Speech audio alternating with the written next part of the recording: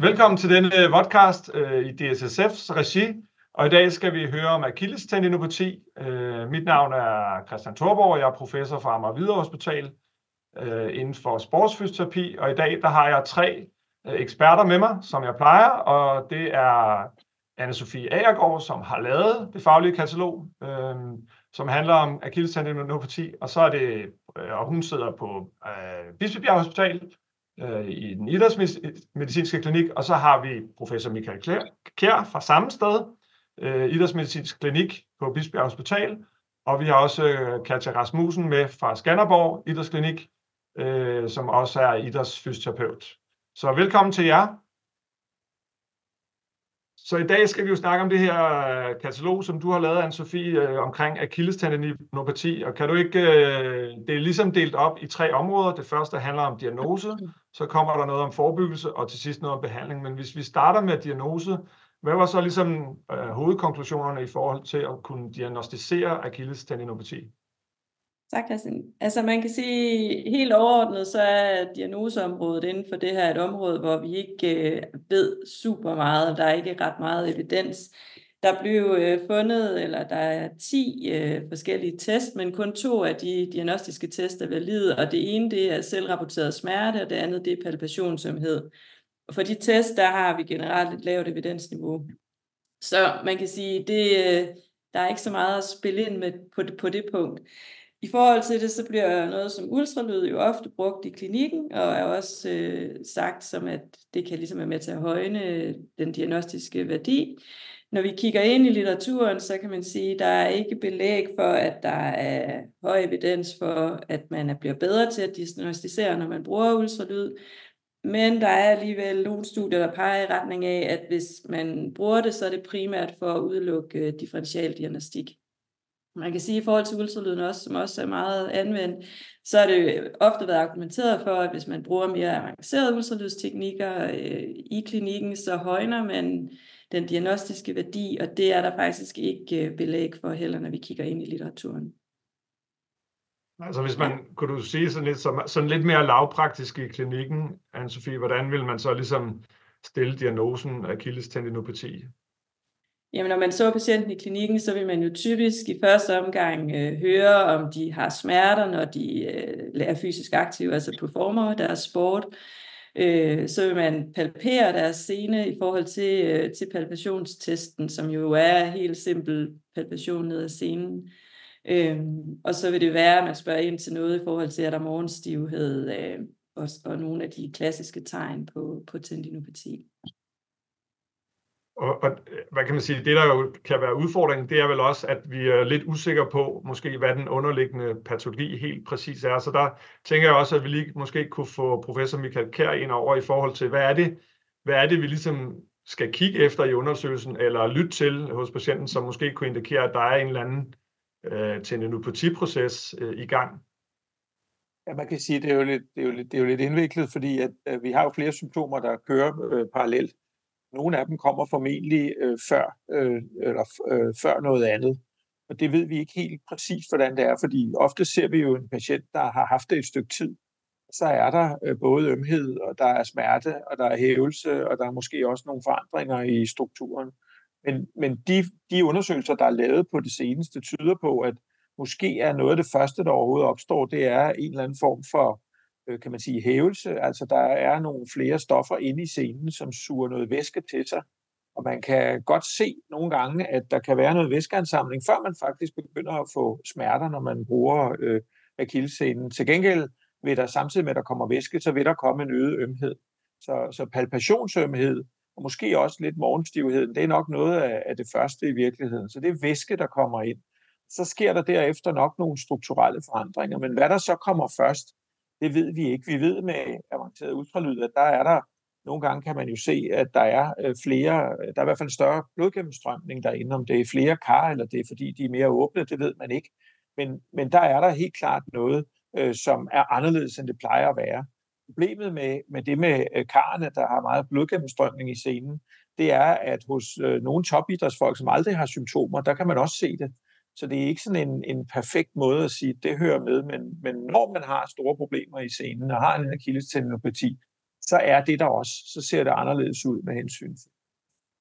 Så det er det første, der sker. Og så sker der længere nede, det vil sige et par måneder inde i forløbet, kommer der også nogle strukturelle forandringer, hvor vævet prøver at omlejre sig lidt. Så er vi altså ret langt nede. Og jeg tror lavpraktisk klinisk er det vigtigt at minde om, at når man begynder at få smerter, når man laver noget, så har der allerede stået noget på i et stykke tid. Og vores problem er, at hvis vi kunne fange det lidt før, så ville det være godt, men det kan vi altså ikke altid. Så hævelse er nok et af de første tegn. Palpatorisk ømhed, det er et af de tidlige tegn. Ja, og den kommer vi nemlig tilbage til også med dig, Michael, fordi man kunne sige, Anne-Sophie, hvis vi nu lige tager, du nævnte også det her med, at billedmodaliteterne måske nogle gange skal bruges til også at afklare, om der kunne være noget andet, som ikke var akillestendinopati. Det kan være, at vi kan nævne nogle af de ting, man måske skulle være opmærksom på her. Hvad kunne det være, man sådan differentialdiagnostisk så nogle gange, som ikke var tendinopati, men godt kunne ligne tendinopati? Jo, jeg skal sige, allerførst så er det vigtigt, at vi får defineret, om det er i midtsubstansen, der er en problematik, eller det er nede omkring hæftet, altså intisopatierne, fordi de to dele skal behandles lidt forskelligt, når vi ser på dem klinisk, ikke? Ja. Herudover så skal vi jo have kigget på, er der noget bursa involveret, er der noget andet patologisk i senen, som ikke direkte er relateret til senesubstansen, ikke? Ja. Og har du noget her, Michael? Er der nogle ting, du tænker, at det her kan man godt nogle gange misse? Jeg tænker, at jeg plejer ligesom at arbejde med, der er selvfølgelig også nogle sjældnere ting, men har ligesom fire ting i hovedet. At det ene, det er selvfølgelig den tendinopatien med fortykkelsen, og nogle gange nogle strukturforandringer, måske også noget hypervaskularisering ved Doppler. Så er de andre tre for mig, det er bursitten, altså den, som Anne-Sophie nævnte, som jo ofte vil være meget tydelig på ultralyd og også palpatorisk ofte er til at fange.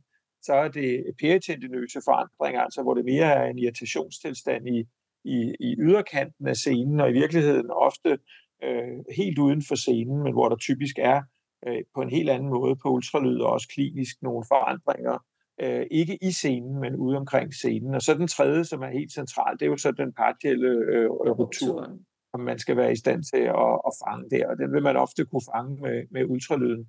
Og man kan sige, det har jo været, når vi snakker patogenese af tendinopati, har det jo mange år været blandt mange sådan troen, at en tendinopati er bare en lille partiel ruptur, der ikke, kan man sige, kommer sig ordentligt. Og det har været svært at modbevise. Man kan sige, at det har været meget svært for folk, der har påvist tendinopati, både med ultralyd og for den sags skyld også med MR-scanning, virkelig at påvise nogle defekter ind i senen. Man kan godt se, at der er nogle ting, der er anderledes, men det kan lige så godt være noget, der er stoppet ind imellem de eksisterende strukturer, snarere end at det er noget, der er revet over.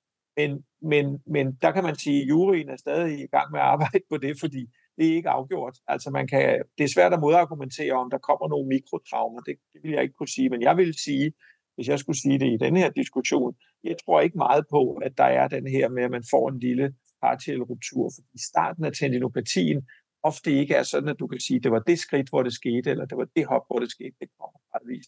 Det er snarere, at der bliver fyldt noget ind i senen, der ikke burde være der, og det får så noget væske med sig. Det gør så, at man har de symptomer. Men det er de fire ting, jeg i hvert fald arbejder med, og så kan der også være andre ting. Partiel ruptur er vigtigt.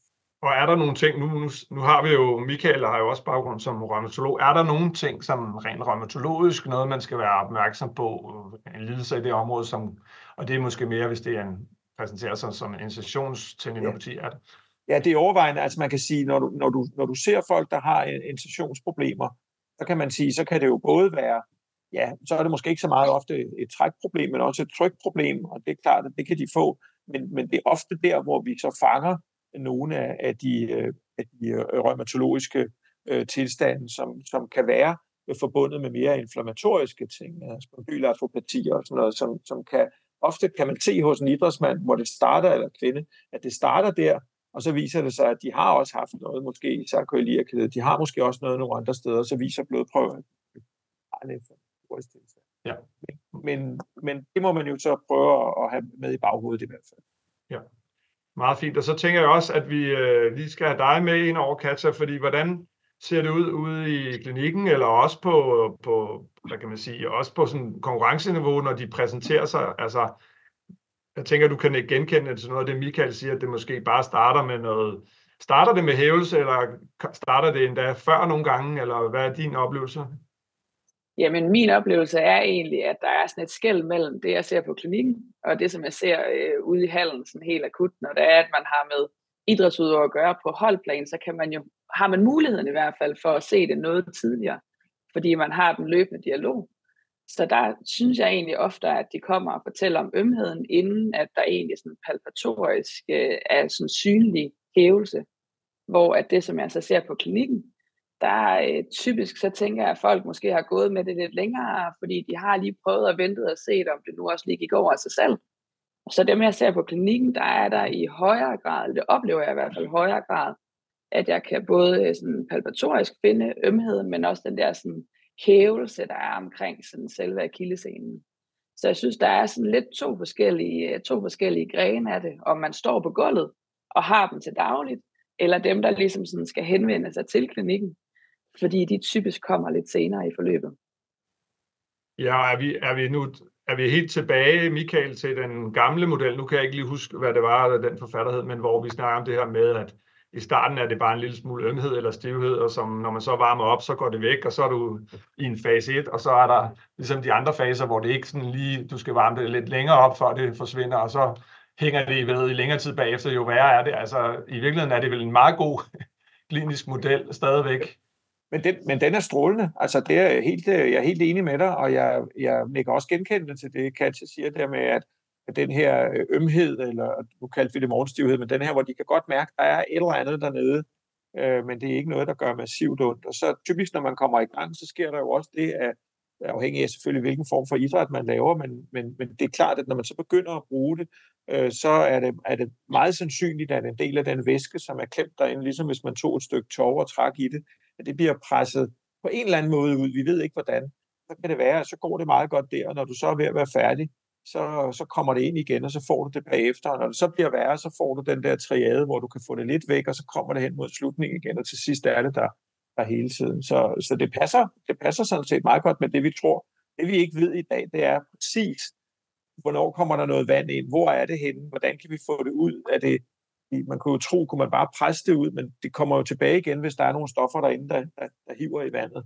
Det er noget af det, vi forfølger i øjeblikket i hvert fald. Jo, og er der ikke også et eller andet med, at allerede når den der ømhed indtræffer, så kan der måske godt have været en proces i gang, der har varet en måneds tid, som ikke har givet ømhed? Jo, det kan man sige, og noget af det, man tror på i dag, fordi altså en ting er, at vi ved, at der er rigtig mange af strukturerne i scenen, som er sådan relativt, altså de ændrer sig ikke bare fra dag til dag, det er sådan meget stabile ting, men mellem, kan man sige, de store, lidt større enheder i scenerne, altså fasciklerne, der er der jo plads indimellem, og det er der kan være væske, og der kan faktisk ske noget, der sker noget hele tiden, hele dagen, hele natten, og der er mere og mere, der tyder på, at ligesom vi også i muskler eller i alle mulige andre ting har sådan en naturlig homeostase, så er der også en homeostase, der kan påvirkes i senevævet. Det er bare ikke hele senevævet, der bliver påvirket. Det er nogle små dele af det. Og er man trænet, så har man en større omsætning i den del af det. Og der er noget, der tyder på, at når du så laver for meget, så kan kroppen ikke nå at følge med der. Og om det er døgnreguleret, det ved vi faktisk ikke. Men det er der faktisk noget, der tyder på, at man kunne forestille sig, at der kører sådan en, når du har været ude at træne, så bagefter sker der noget, hvor der bliver genetableret den ligevægt, der er. Og hvis det bliver for meget, det vil også passe med, når folk får de her ting, er det jo ofte noget, hvor de pludselig har øget træningsmængden ret kraftigt, i hvert fald hvis vi snakker på motionisten. Og vil du addere noget til det, Anne-Sophie? Nej, men det var bare, fordi jeg kom til at tænke på, at vi har lavet en del interviews med patienter på forskellige stadier med de her akillestendinopati, fordi vi skulle lave et nyt spørgeskema. Og det er bare meget interessant, at netop at dem, der har det i den tidlige fase, de er sådan meget ops på, at det, de mærker, det er morgenstivhed. Hvor dem, der når længere hen i forløbet, når man spørger dem, så har de ikke rigtig længere morgenstivhed som et tegn. De er ligesom, der er noget, der er vigtigt for dem, når man spørger patienten. Så det synes jeg bare, det er sådan meget god clue lige at have med ud også, at vi skal reagere allerede på det der første patienten, der kommer, eller sportsudøveren, der kommer og siger sådan, at de oplever den her stivhed. Og det passer jo også lidt med, det er jo også det, Katja siger, men kan det også være, fordi det er to forskellige patienter, en, der bliver ved med at belaste, og en, der har holdt op med at belaste, at den der morgenstivhed forsvinder?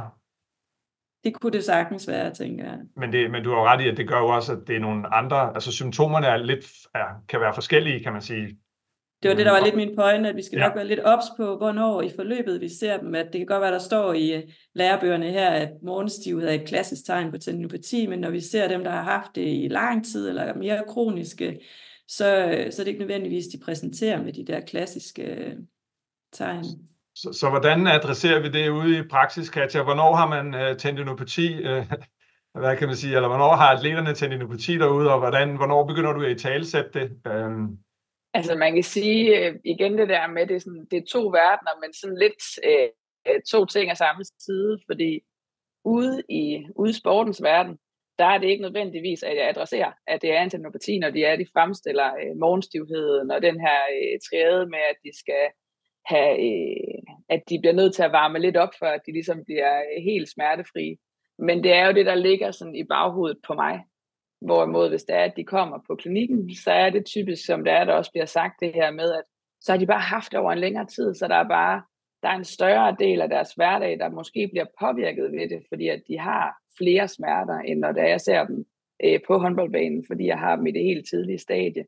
Og der går jeg mere ind i den her snak omkring, hvad det er, og patientuddannelsen i det her med at have en tendinopati, fordi det bare er noget, der godt kan være en lidt langvarig proces, og at det også kræver noget, at den enkelte patient for ligesom at kunne komme på den anden side af det, i forhold til justering i hverdagen.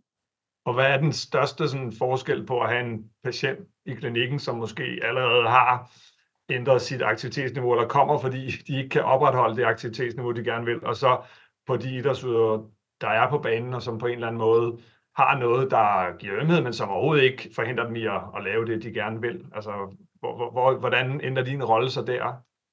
Jeg synes, min rolle på idrætsudøveren, som jeg har til dagligt, den er meget mere i forhold til træningsdosering, vejledning. Forløbene synes jeg også typisk måske egentlig er en smule kortere i forhold til, at jeg i hvert fald kan opfange dem i lidt tidligere stadie, hvor at min rolle, når det er, at vi har udøverne og patienterne på klinikken, typisk også bliver vejledning i træningsdoseringen som sådan lidt mere sådan overordnet emne, men også at den her tålmodighed, altså det er noget, vi har brug for. Så lad os sige, at vi har en håndboldspiller for eksempel, som har tendinopati-symptomer. Hvad kunne det, altså træningsdosering, hvad kunne det være? Er det bare mindre træning til dig, eller er det også typer af aktiviteter? Hvor sætter I ind? Jeg synes, der hvor vi typisk sætter ind, det er på de her mængde af højintense accelerationer, hoplandinger, hvor det er, vi sådan kan justere dem en smule ned. Og så det her med supplerende træning i forhold til, at når det er, at der kommer de her tidlige tegn, altså plejer jeg typisk at sætte dem i gang med noget aktiv rehabilitering i forhold til HSR-træning sideløbende med. Sådan, så det er, at man ligesom sådan kan spille på to heste, men der er ikke nogen tvivl om, at det er nemmere for mig at dosere dem ned i de her højintense impacts, når det er, jeg har dem til dagligt. Hvorimod, at når det er, at jeg har dem på klinikken, så er det en patientuddannelse i, hvad man kan ligesom have af ressourcer og ting i banken, for ligesom at kunne hjælpe sig selv. Og den tror jeg, vi kommer tilbage til, også omkring forebyggelse. Der kan vi lige tage den op igen. Men jeg kunne godt tænke mig at høre lige omkring, du var rigtig fint inde på det, Anne-Sophie, også at lad os sige, at vi har rimelig godt styr på diagnosen, og vi har også en differentialdiagnosen, har vi også gjort okay. Er der noget, hvor man kan sige, sådan rent billedmodalitetsmæssigt, og Michael har været lidt inde på det, hvor vi har vi et redskab på vej, eller har vi allerede noget, som nogle gange kan addere noget i forhold til selve sygdomsprocessen? Du sagde lidt om det, Michael, men er der noget, hvor man kan sige, jamen, når det ser ud på den her måde, i den her type billedmodalitet, det kunne være ultralyd, det kunne også være MR-scanning, så skal vi, og det ikke siger noget om det er en anden tilstand end tendinopati, men det er stadigvæk tendinopati. Er der noget her, der kan hjælpe os? Er der noget, der kan hjælpe os tidligt, eller i forløbet, eller hvad skal vi bruge de her billedmodaliteter til, hvis vi bruger dem, og vi egentlig godt ved, at det er en tendinopati? Jamen altså, man kan sige, det er jo, altså ultralyd kan jo hjælpe os på vej i den forstand, at vi kan dokumentere og visualisere den her tykkelse, som typisk er i scenen, og vi kan også visualisere, om der er øget vaskularisering i form af dobbeltaktivitet.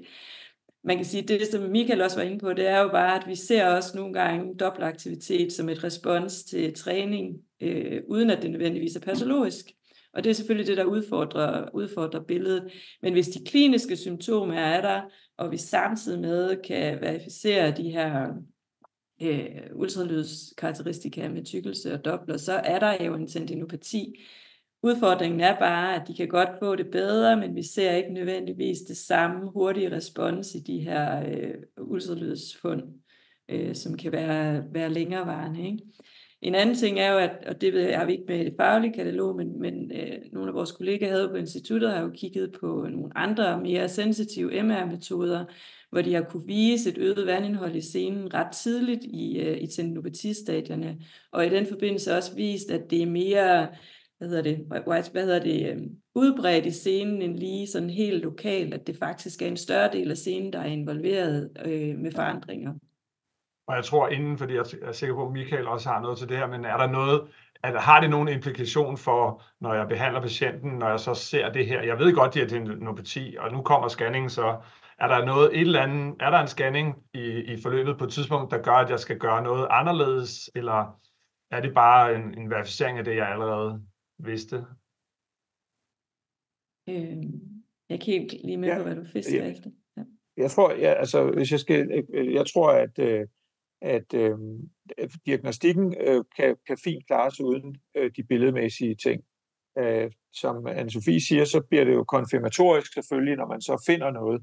Og nogle af de der detaljer, de siger måske bare noget om, hvor tidligt eller hvor sent det er i forløbet. Jeg tror ikke, at det med væskeansamlingen eller de MR-metoder, der er til det, at de vil hjælpe os i det sene forløb, men jeg tror, de kan være med til måske at blive introduceret, sådan så man kan fange nogle folk meget tidligt, når de gerne vil vide, om jeg bare kan træne videre på det her, eller jeg er ved at udvikle noget. Så det vil være en. Jeg tror ikke, at der er nogle af de andre ting, der i hvert fald ikke for mig, der vil ændre, kan man sige, tilgangen som sådan. Men man kan sige, når vi nu snakker om det her med, hvad ultralyd kan bruges til for eksempel, så kan man sige, ja, man behøver det måske ikke for at stille diagnosen, men min holdning vil i hvert fald være, at nogle gange, så skal man selvfølgelig ikke lave det overflødigt, men altså det kan konfirmere det, men det har altså også en enorm pædagogisk effekt nogle gange, at patienterne kan se meget tydeligt, altså selvfølgelig kan de mærke, at der er en fortykket scene, men når de kan se, hvad der sker derinde i scenen, så har det ofte en meget pædagogisk gunstig effekt til at sige, det her, det er altså ikke bare noget,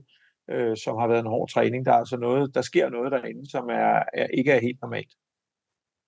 Og hvad tænker du, Katja, der vi lukker den her om lidt, men hvad tænker du, altså hvornår har du brug for at, altså som Michael siger, det pædagogiske redskab, eller at vide lidt mere omkring processen, og kan du give et eksempel på noget, hvor du tænker, her var det meget værdifuldt, eller kan det også gå den anden vej, at atleterne bliver meget bekymrede for noget, der i virkeligheden ikke er så stort et problem?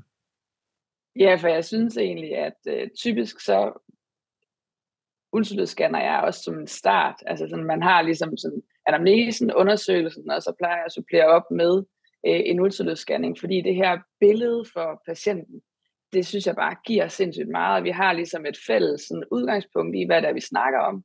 Så det synes jeg egentlig, uanset om det er på klinikken eller i hallen, altså har det bare en sindssygt gavnlig effekt. Det, der så godt kan være i den anden boldgade, det er jo det her med, at det nogle gange godt kan se en lille smule voldsomt ud, når der er man ultralydsscanner. Så man skal også sådan virkelig sådan have sin pædagogik på det rette sted i forhold til, hvad er det, at vi bruger den her ultralydsscanner til. Fordi det skal jo ikke være et skrækscenarie, at der ser noget anderledes ud på en scanning, men det skal være et supplement til sin forklaringsmodel.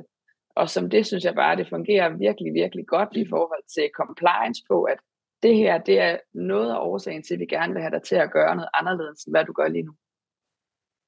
Og så kommer der et træls spørgsmål. Hvad så, når atleten gerne vil se scanningen igen, for at se, om det nu er gået væk? Ja, det er jo sådan klassisk i forhold til, at der ikke nødvendigvis er kæmpestor forskel. Og så er det jo den her snak omkring, at forskellen billedligt behøver ikke at være det samme som oplevelsen af smerte. Ja.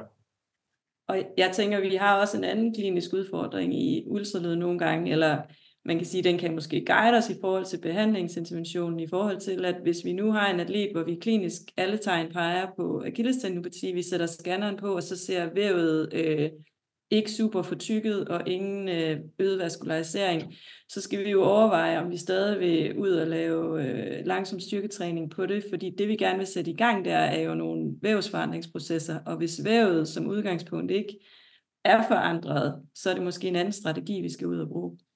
Ja, det synes jeg også er en god pointe, og så kunne det måske også være mere det er belastningsstrategi og så videre, at der er mere relevant. Præcis. Så det giver super god mening. En sidste lidt træls bemærkning, også, som jo også er det, der gør det svært i det her katalog, det er jo også, jeg sad lige og kiggede kort ind i det, det er jo, at når man så skal verificere, om den diagnostiske undersøgelse er god, så bruger man ultralyd som gold standard, og når man skal verificere, om ultralyd er godt, så bruger man klinisk diagnostik som gold standard. Så der er sådan en fuldstændig rækkeslutning, som nok desværre nok har noget at gøre med, Michael, at vi vel ikke helt ved, hvad den underliggende patologi er.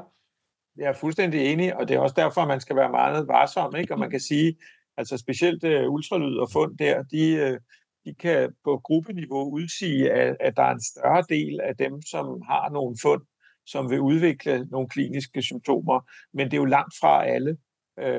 Så det kan kun være et lille hjælperedskab, og nu kommer vi jo til at snakke lidt om behandling også, og der må man bare sige, at der er der i hvert fald nogle nyere resultater, også på eliteidrætsfolk, der viser, at det ser ikke ud som om, at tykkelsen af senen eller de her gennemblødningsforandringer, at de ændrer sig lige så hurtigt, som den kliniske bedring er. Og det vil sige, hen mod slutningen, når man skal kigge på, hvor god behandlingseffekten er, kan man for eksempel i mine øjne meget dårligt bruge det. Altså man kan håbe på, at det ser bedre ud, men det er jo ikke sådan, at hvis det stadigvæk er uforandret for tykket, eller der stadig er en masse gennemblødninger, man så kan sige til patienterne, at du er slet ikke klar endnu. Det kan vi ikke sige med nogen stor sikkerhed, hvis de kliniske fund og palpationer og alle mulige andre ting går frem. Så det er bare for at sige, at man skal passe på, at man ikke læner sig op af det instrumentelle som en eller anden gold standard. Det er klinikken, der er hovedpunktet. Det andet er kun et supplement. Og vi bruger det selvfølgelig, fordi vi prøver at finde ud af at forstå lidt bedre, hvad er det egentlig, der ligger bag ved det her, og så kan konvertere det til noget klinisk, men det må aldrig blive ledestjernen i det her. Super, og et fint sted at lukke diagnosedelen.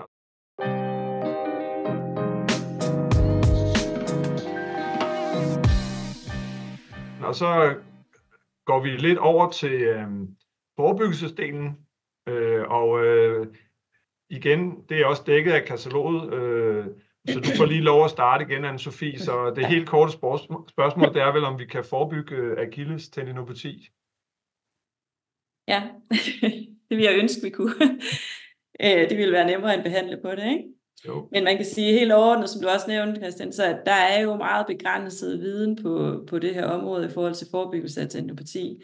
Der er et enkelt systematisk review ude, som kigger på det her, hvor Achilles er en lille del af, og der er der nogle ganske få studier inkluderet. Og man kan sige, at i forhold til idrætsudøvere, så er der 2 studier, vi ligesom skal have fat i. Det ene, det er Fredberg-studie, hvor de har prøvet at lave en intervention med udspænding og excentric-træning for fodboldspillere her i Danmark. Og der kan man sige, det de finder der, det er jo faktisk, at der ikke er en effekt af det her forebyggelsestræning. Og så er der et tysk studie, hvor de også prøver at lave noget mere specifik balancetræning for at se, om det kan reducere antallet af Achilles tendinopatier på kvindelige fodboldspillere. Og ligeledes så finder de heller ikke nogen effekt af forebyggelsen. Og så kan man jo diskutere, hvorfor er det, de ikke gør det, og det tænker jeg er noget af det, vi skal her bagefter. Men helt udover det, så har man lavet nogle studier på ikke-idrætsudøvere, blandt andet på marinesoldater og andre inden for militæret. Og der kan man se, at sådan noget som indlægssåler er noget af det, der faktisk er med til at have en effekt. Og det er noget af det, der godt nok er lav evidens for, men det ser trods alt ud for om, at de har en effekt i de studier. Men det er jo ikke idrætsudøverne, så man kan sige, at man har her et andet problematik, som måske mere relateret til, at de ændrer deres fodtøj i forbindelse med, at de er i deres arbejdssætning. Ikke? Ja, jeg tænker, den kan vi smide over til Katja med det samme, fordi der tænker jeg også, at lad os nu sige, at du er ude i en klub, og du har rigtig meget Achilles overbelastning. Det kan være, at du endda også har oplevet det. Altså, hvad er så dine erfaringer? Altså, hvad kan man gøre derude Altså, og kan man gøre noget for ligesom at sige, næste sæson skal vi have bedre styr på det her, og vi har for mange, der render rundt med overbelastning af akillessenen for eksempel? Jamen, det vi har forsøgt, fordi vi har faktisk på et tidspunkt haft, hvor det var sådan lidt for mange, der havde sådan overbelastning både af patella og af akillessener, hvor at noget af den intervention, som det var, at vi gik i gang med den fysiske træner, Thomas Kortebæk, der er tilknyttet, det var, at der i programmerne ligesom var implementeret noget ekscentrisk træning, altså tung ekscentrisk træning som en del af deres styrketræning. Sådan, så det var ligesom stadigvæk at holde noget mængde nede, men sådan at sige, lad os prøve at se, hvis det er, at vi har noget specifikt for akillessenerne, og om vi så kan ændre noget på det, vi ligesom oplever i hallen. Så det har været det, vi sådan har prøvet som værende primært. Og der kan vi sige, hvis jeg forstår det rigtigt, så har I også lagt det ind i et allerede eksisterende styrkeprogram, så I modificerer noget af det, som de allerede laver, eller får lov at påvirke noget, de allerede laver. Er det korrekt forstået? Det er nemlig rigtigt. Så det er noget, de laver altså noget styrke, de laver i forvejen, og så har man ligesom implementeret det som et tillæg til den almindelige styrketræning. Og det er jo rigtig vigtigt i forhold til for eksempel det studie, vi har fra Fredberg i kataloget, hvor man kan sige, der ligger de det oven i deres almindelige træning. Det er jo en rigtig god pointe, ikke? Så der giver de dem ligesom ekstra load. Ja, som så i virkeligheden godt også i princippet kan have en forværrende karakter nogle gange i virkeligheden, altså i hvert fald teoretisk set, at man nogle gange kan komme til at give dem endnu mere belastning. Så igen, har du en irriteret akillessener, kan det måske være det, altså du har jo idrætsudøvere, hvor du nogle gange næsten, hvor en eller anden øvelse får skylden, hvor man kan sige, det har jo nok været en foregående proces. Det er jeg sikker på, at du også har oplevet, Katja, med det her med, så lavede jeg den her øvelse, og så fik jeg tendinopati, men så, altså, det er vel lidt en udfordring, det der, at man nogle gange godt kan komme til at være den, der kommer til at puste til ilden til sidst også. Jamen helt sikkert, og man kan sige, der hvor interventionen har været i forhold til den ekscentriske træning, det har jo primært været hos dem, som ikke oplever noget nu, men hvor vi vil prøve at se, om kan vi egentlig også undgå det. Fordi at vi også bare ved, der kan komme nogle præstationshæmmende effekter af, hvis det er, at de får den her tendinopati i forhold til deres hastighed og springhøjde og sådan noget. Så, men ja, jeg kan godt genkende til det her med, at man starter noget nyt, og så får det skylden for, hvis det er, at de så pludselig mærker noget efterfølgende. Kan du komme, Katja, har du et godt eksempel på noget, hvor du synes, du har observeret som fysioterapeut, at nu kommer den her type aktivitet, eller den her type sæsonsammensætning, nu ved vi godt, nu kommer det, eller det kan også bare være, nu er vi langt hen i sæsonen. Er der nogle steder, hvor du tænker, at det her tidspunkt, der sker det hvert år? Det er der, vi begynder at skal forholde os lidt til det her. Jeg synes specielt det her, når det er, at man starter op efter sommerferien. De har haft et rigtig, rigtig fint program over pausen i sommeren, hvor de måske har en 4 ugers træning, hvor det er selvtræning, hvor vi egentlig som både fysioterapeut og fysisk træner prøver at lægge så meget ind, der lugter af det at være i en hal, og lugter lidt af at spille håndbold, som er min primære sport. Men man kan bare ikke sådan 100% simulere det at komme tilbage til en hal og skal forholde sig til andre. Så jeg synes sådan lige sådan i opstarten, når det er, man starter en ny sæson, der skal vi sådan være sådan lige lidt ekstra opmærksomme. Og så når det er, at vi så faktisk er i slutningen af sæsonen igen, så kommer der lige sådan et peak igen, og så begynder der at være den her stivhed, når det er, at vi sidder i bilen eller står op om morgenen, eller sådan de her triader. Så der er sådan lige de her 2 punkter i løbet af en sæson, hvor jeg synes, der er jeg i hvert fald sådan lidt ekstra opmærksom på, hvad det er, de kommer og fortæller. Så tænker jeg, hvis vi lige spiller Michael ind til sidst her, kunne vi være lidt smartere her, Michael? Er der et eller andet, du tænker, det kunne man måske godt adressere? Man kan jo sige, som udgangspunkt, så er min grundholdning nok, at jeg tror ikke, at vi kan fjerne eller reducere antallet af akillestendinopatier, så er det meget, fordi uanset på hvad niveau du er, hver gang vi fortæller, hvad det er, man kan gøre, så vil træningsmængden blive øget en lille smule. Så jeg tror hele tiden, man kæmper mod det. Jeg tror, det hvor jeg gerne ville hen, det var selvfølgelig, at man på et meget tidligt tidspunkt kunne sige, vi ville gerne have det der termometer, der kunne sige, det var fint nok, du trænede så meget i dag, men nu tror jeg lige, vi skal lave lidt aflastende træning dagen efter, for at vi ikke udvikler det. Det ville jo være lykken, hvis vi kom dertil. Men man kan jo sige i forlængelse af det, som Katja lige er inde på også, at vi ved jo fra træningsfysiologien, at de små forandringer, der kan komme i scenen, for eksempel når man laver eksentrisk eller for den sags skyld koncentrisk styrketræning, at den kan blive lidt stivere, og derved kan man sige, måske også klare sig lidt mere gunstigt.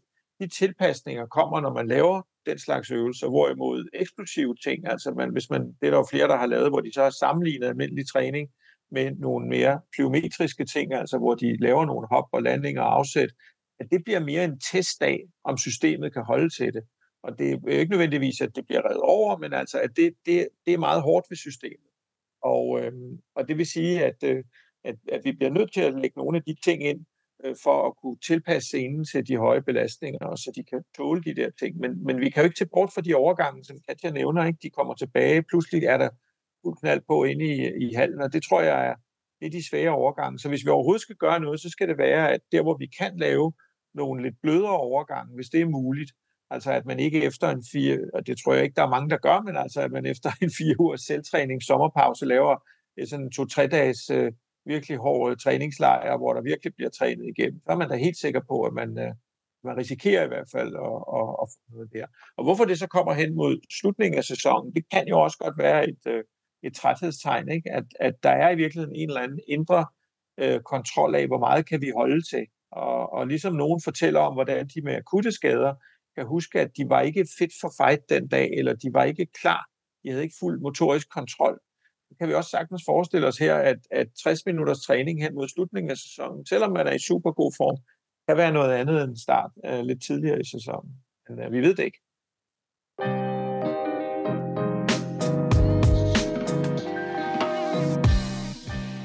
Og det tænker jeg, det er også en fin overgang til at komme over i det sidste emne, som jo handler om behandlingen, og man kan jo netop også sige her, at det kan være ret svært at skelne forebyggelse og behandling ad, fordi det jo også er symptomer, der ligger og fluktuerer, og det skal vi nok heller ikke. Så jeg tænker, det er fint lige at have en indflyvning til behandlingen, Anne-Sophie, i forhold til kataloget, og så kan vi jo diskutere videre i forhold til, fordi det er jo nogle af de samme principper, der går igen også i behandlingen. Ja. Men man kan sige sådan helt overordnet, når man kigger ind i behandlingsdelen, så er det jo, at det ser ud til, at aktive behandlingsmodaliteter er bedre end wait and see. Det er der sådan rimelig enighed om i litteraturen. Der er også enighed om, at aktiv behandlingstilgang er mere, altså at en aktiv behandlingstilgang, hvilket man vælger, ikke er bedre end at vælge en anden. Altså så det ser ud som om, at der er sådan, når man måler på det efter 3 måneder, så er de fleste aktive behandlinger, altså det vil sige træningsbaserede behandlinger og så videre, egentlig lige gode. Så er der noget, der tyder på også, at allerede efter 2 uger, der ser man ud til at få en effekt, når man går i gang med noget, der hedder træningsbaseret behandling, og det ser ud til, at det topper omkring de 12 uger.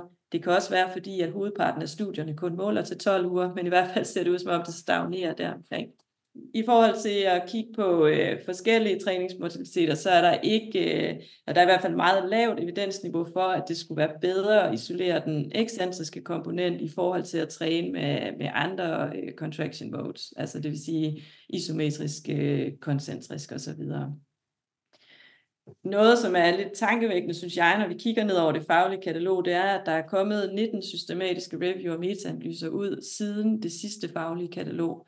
Vel at mærke, uden at vi rigtig ser den samme stigning, eller nærmest ingen stigning i antallet af ACT-studier eller andre studier, der undersøger specifikke behandlingsmodaliteter. Og det fortæller os jo lidt, at noget af det her meget lave evidensniveau, vi ser, kan jo også skyldes, at det er nogle studier, som måske er lavet inden kravene til at rapportere de forskellige ting, faktisk er sat i spil. Det vil sige, det kan godt være, at det er nogle egentlig gode studier, og de gør tingene, men de rapporterer det ikke ud fra de krav, vi har i dag.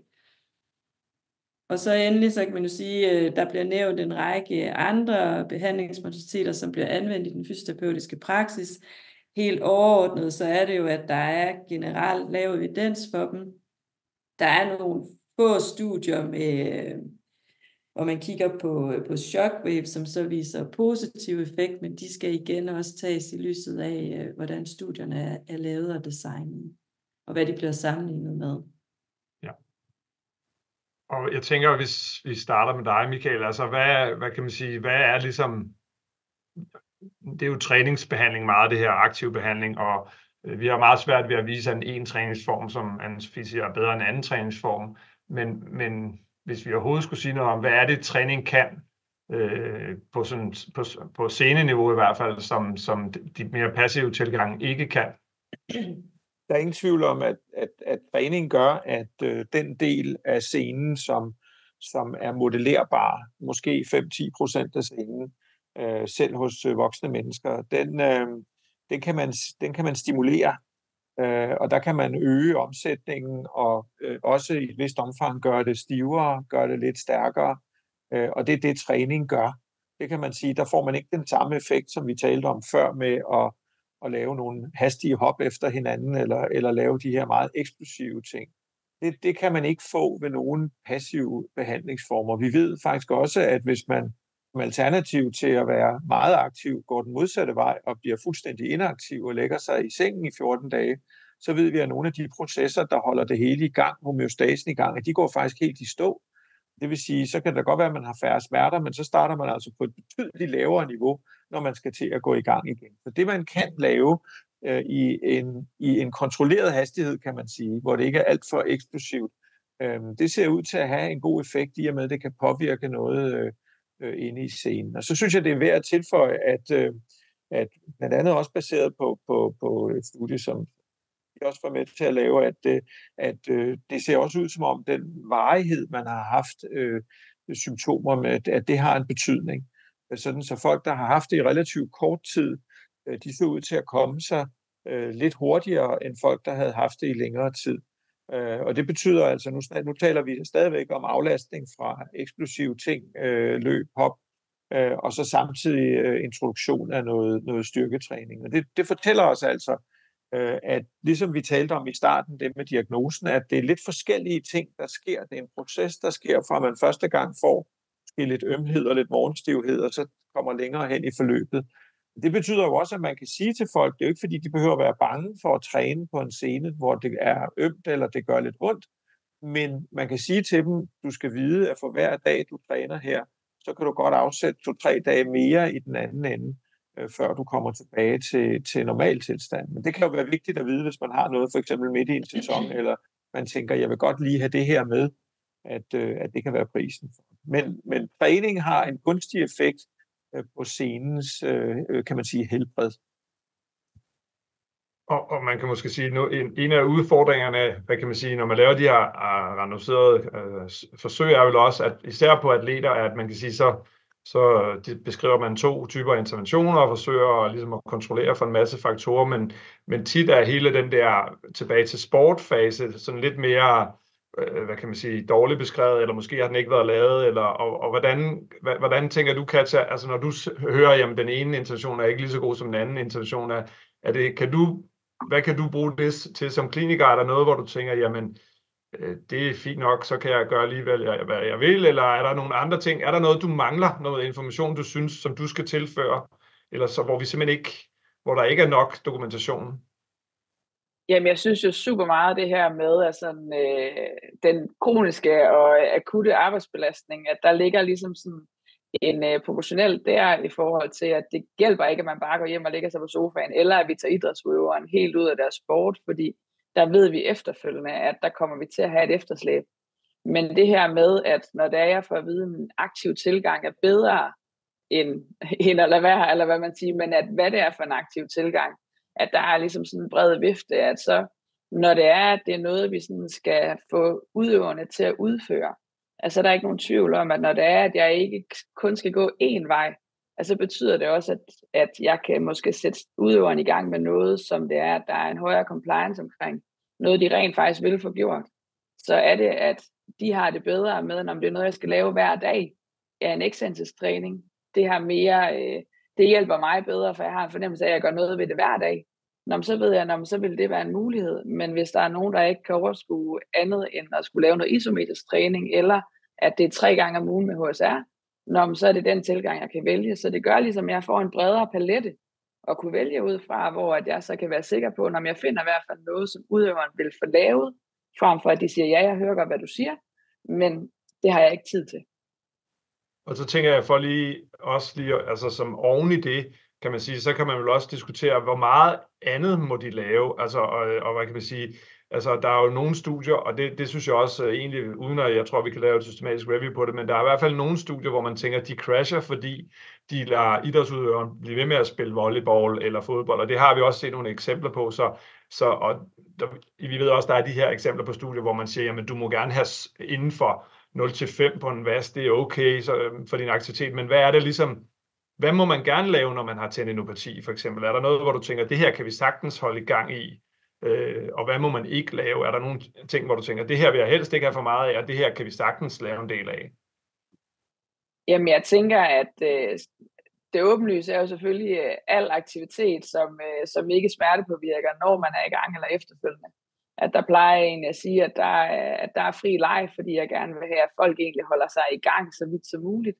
Og så ved vi, at højintensiv impact i forhold til hop og landinger, eller acceleration med høj hastighed, at det er noget af det, vi sådan skal neddosere en smule. Så hvis det er, man har sådan en almindelig holdsport, og at man ved, at der er altid intervaller til slut i træningen, så vil det være sådan noget, jeg vil prøve at mindske dem fra, så det er, at man ligesom kan holde dem så meget i gang som overhovedet muligt med deres primære sport, og så nedjustere de ting, som man godt ville kunne gøre på en anden måde. For eksempel specifik positionstræning med mange hop, eller intervaller efterfølgende. Sådan at det er, at man sådan kan modificere en smule på de ting, man egentlig har at gøre med. Ja. Og er der noget, I andre vil tilføje i forhold til det? Man kan jo sige, at jeg kan sagtens følge, hvad Katja siger. Altså man kan sige, jeg synes, den store udfordring ligger jo i, at vi er nogenlunde enige om, at det er noget, der tager tid. Men hvor lang tid tager det? Vi har nogle idrætsøvere, som helst vil være i gang i morgen igen. Og det er klart, at hvis det nu havde været en stor ruptur, så kunne man godt forklare, at der ville gå noget tid, før det var hele. Men her har vi jo en situation, hvor vi anbefaler dem oven i købet at lave noget aktivitet, bare en bestemt type. Så der er jo pres på hele tiden, og på alle de studier, der er lavet, hvor man kigger på, og det er jo typisk sådan nogle scores prompts af forskellige slags, hvor man spørger folk, hvordan går det, eller det hedder Visa, eller de hedder noget andet. Og så kigger vi på, hvordan det går op, og så er vi jo meget ivrige for, at træning, måske plus noget andet, måske plus en eller anden passiv modalitet, kunne få dem hurtigere op. Og det vi kæmper mod, det er jo selvfølgelig, jamen er det realistisk? Altså er det sådan, at vi taler mod bedre vidne, fordi uanset hvor meget vi pisker til hesten, så løber den alt, hvad den kan, altså i helingsmæssig sammenhæng. Og man kigger altid og siger, der er et dyk der, og man vil gerne have presset det op, så de kommer helt op. Det er jo det, der er det store spørgsmål, og det er der jo ikke mange modaliteter ud over træning. Altså hvis man lægger noget oven i det, der rigtig kan vise, at så er det hele fikset på 14 dage, og så sker der ikke mere. Det må vi acceptere. Men der er nogle modaliteter, man prøver, og jeg ved ikke, hvor meget vi kan man sige, skal komme ind på det, men det er da klart, der er jo forskellige ting, der har været anvendt ved siden af træning selvfølgelig. Jeg tænker også, at vi kan jo lige slutte lidt med nogle af de andre typer, måske af modaliteter, og vi skal også sige, at kataloget dækker jo kun over noget, der som sådan er relevant for en fysioterapeut til at give, men alligevel kunne jeg godt tænke mig at vi lige snakker lidt om, hvad, altså ud over træning, hvad kunne man, og du snakker lidt om shockwave. Var der andre ting, der peger i retning af noget, der kunne bidrage med noget? Jamen, altså der er jo ikke sådan den store evidens for, så er der jo undersøgt i forhold til at bruge ortoser og helindlæg og så videre, og så er der undersøgt i forhold til at bruge laser og andre af den boldgade, men der er jo ikke rigtig noget af det, og problemet er, at mange af studierne er også lavet som add-on, ikke? Men der er ikke, når du kigger ned gennem de her mortaliteter, noget, der ligesom siger, at det er der, hvor vi får dem op og bliver 100%, som er det Michael han også lidt siger, ikke? Altså vi kan se, at de bliver cirka 80% med træning, mange af dem på gruppeniveau, men vi mangler sådan at kunne skyde det sidste i mål for mange af dem. Og der tror jeg, nu taler jeg altså lige lidt uden for kataloget, men jeg tror noget af det, vi også har et issue med, det er, at hvis vi ser atleter komme med, eller idrætsudøvere med en korsbåndsskade, eller med en akillessenruptur, hvis vi skal blive i akillescenen, så ved de godt, både trænere og sundhedspersonale, og også atleterne, at så er de ude en periode. Og det skal man ligesom investere i, for at få fuld performance tilbage. Men når vi ser på de her tendinopatier, så er der ikke den samme forståelse for, at vi måske faktisk bliver nødt til at load dem ned der, hvor vi tester, om vævet kan holde, fordi det ikke er klar til det lige nu. Det vil sige, at man er villig til at ofre, at de bliver ved med at have deres tendinopati ongoing, velvidende, at de måske ikke præsterer max. Og det gør det svært for dem at navigere i det der forum, ikke? Jeg tænker, hvis vi til sidst, det kunne være interessant nok lige at høre, hvad kunne man ellers tilføre derude, og hvad bliver tilført derude, Katja, også? Er der nogle ting, fordi der er måske også forskel på dem, der kommer ind i studierne, som virkelig har prøvet alt, og hvor de er blevet så desperate, at nu vil de godt være med i et forsøg, selvom det er ret træls at skulle ind på klinikken 3 gange om ugen til en eller anden træningsform. Altså, vi ser jo nogle gange også tendinopatiforløb ude i praksis have et lidt andet forløb. Er der nogle greb derude, hvor du tænker, det her er ikke nødvendigvis undersøgt, men det virker faktisk ret godt i jeres hænder, eller i praksis, uagtet vi måske ikke ved, hvordan?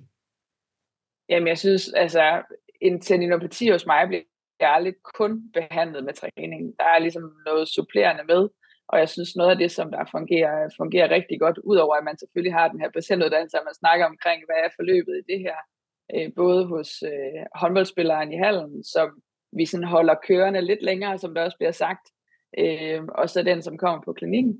Altså, synes jeg, at noget af det, der har rigtig god effekt, i hvert fald smertemæssigt, at det er at supplere med shockwave, synes jeg giver noget hos patienterne, og om det så er det, fordi man gør noget ud over det, man sådan lige selv er håndterbart, så gør jeg en hel del i at lave optækninger med en type tape, der hedder dynamic tape, som er sådan elastikagtigt, som man ligesom prøver på den måde at reducere belastningen på læg og på sene.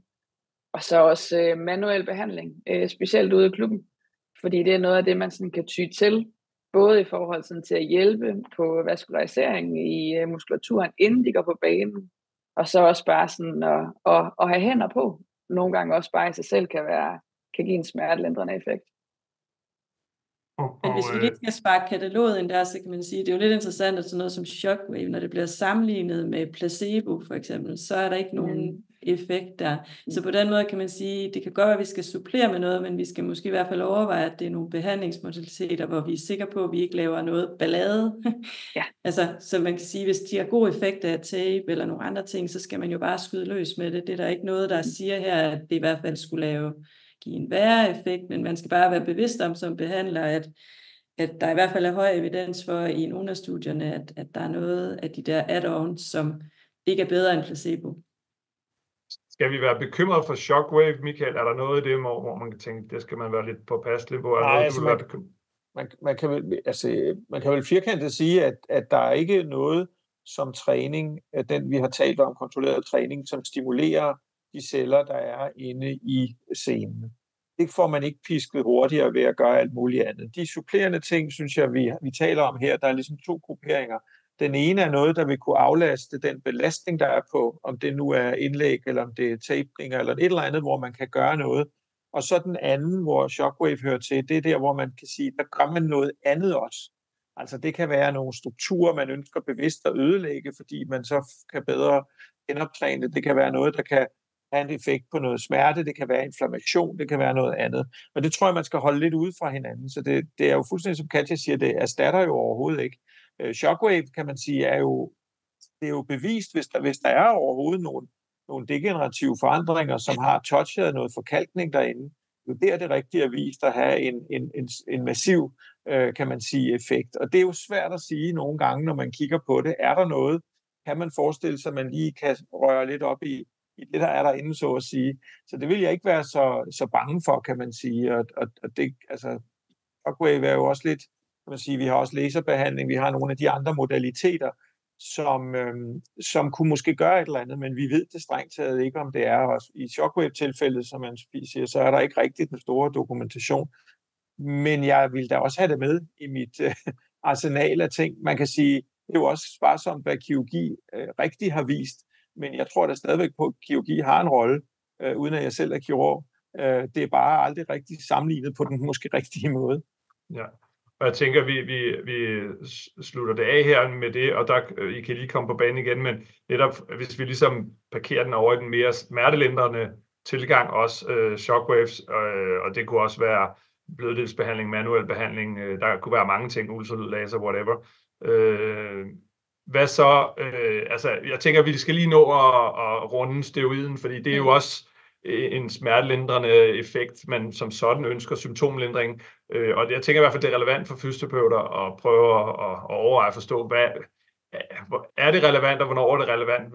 Og måske skal vi lige lade Michael sige lidt om det først, fordi det er jo ikke noget, der er dækket i kataloget, men der har jo været forskellige holdninger til det gennem tiderne, og den har også måske ændret sig lidt. Så hvad vil du sige, Michael? Hvornår skal vi som fysioterapeuter begynde at overveje, om det også kunne hjælpe os på en eller anden måde, og hjælpe patienten selvfølgelig? Altså jeg tror for det første er der jo meget lidt, der slår glukokortikoid i behandlingseffekt de første 14 dage, men derefter så taber det mod alle andre, selv placebo, hvis man har det som monoterapi. Så tiderne er forbi, hvor at man skal sende en patient videre til en reumatolog, der bare giver steroidinjektioner, fordi det giver ikke nogen varig effekt, og kan måske endda have nogle lidt uheldige konsekvenser, hvis man bliver ved. Men så har det været helt ude, og har været sådan et no-go, fordi det sådan var, kan man sige, dulmet det noget, så man bare gik ned og lavede mere. Og i min tidlige ungdom som behandler, har jeg også behandlet en del topidrætsfolk med injektioner, hvorefter at jeg sagde til dem, at de skulle aflaste samtidig. Så jeg, at så scorede de alligevel 5 mål i første division 2 dage senere i håndbold. Så man skal have en eller anden behandleralliance, og man kan jo sige, at hvis man har gennemgået nogle af træningsforløbene og har prøvet det, og har set, at folk godt har en vis compliance, og jeg er enig med Katja i at prøve de forskellige ting, altså hvad passer den enkelte det daglige øvelser med ekstensforskel, det 3 gange om ugen med tung styrketræning, så har man måske en behandleralliance, og hvis der så ikke har været nogen effekt i relativt lang tid, så kan man diskutere, om det hedder 2-3 måneder, så kan steroidinjektionerne måske i kontrolleret setting være med til at bryde noget af det, og det er jo vist blandt andet på akillessener, at hvis man kan få folk til at reducere deres træning, specielt de eksplosive ting, ja, så kan det se det ud til i den tidlige fase at have en lille adderende effekt, og det kan måske få folk til pludselig at kunne se lys for enden af tunnelen, det går en lille smule fremad. Men det må aldrig blive en hvilepude, det må aldrig være first drug of choice. Perfekt. Jamen så kom vi hele vejen rundt omkring et emne, hvor der er lavet meget forskning, hvor der stadigvæk er rigtig meget, vi ikke ved, og hvor der også er en kunstart, der hedder, at vi skal behandle patienter og atleter på bedst mulig måde, så der er også en masse erfaring. Så tusind tak til alle sammen for jeres bidrag. Det var utroligt spændende at lytte med på og være en del af den diskussion. Så tak til jer alle sammen.